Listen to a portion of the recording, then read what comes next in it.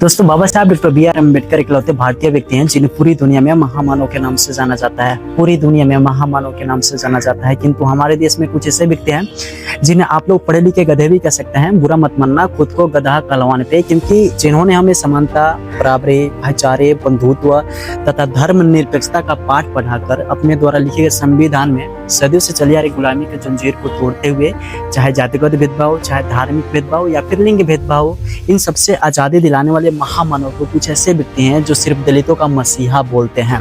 अगर आप वहीं दूसरे कंट्री में जाएंगे, फॉरेन कंट्री में जाएंगे, जैसे कि अमेरिका के पूर्व राष्ट्रपति बराक ओबामा जी बोलते हैं कि अम्बेडकर हमारे देश में जन्मे होते तो हम उन्हें सूर्य कह के बुलाते, लेकिन हमारे देश में सिर्फ दलितों का मसीहा, दलितों के भगवान।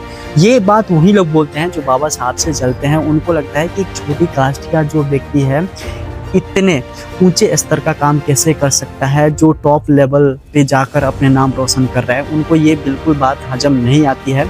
इसीलिए हालांकि मैं आपको एक बात क्लियर कर दूं कि बाबा साहब ने कभी भी दूसरे जातियों के खिलाफ आवाज़ उठाई थी, लेकिन उनको क्रिटिसाइज नहीं किया उस तरीके से जैसे कि हमारे साथ 4000 या 5000 वर्ष पूर्व किया था इनके पूर्वजों ने।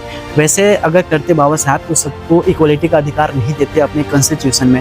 बट यहाँ पे क्या हो रहा है कि चाहे आप जितना भी अच्छा काम कर लो, कि कितना भी अच्छे मुकाम पे चले जाओ, अच्छे पद पे चले जाओ, बट आपकी जाति जो है कभी भी पीछा छोड़ने वाला नहीं है।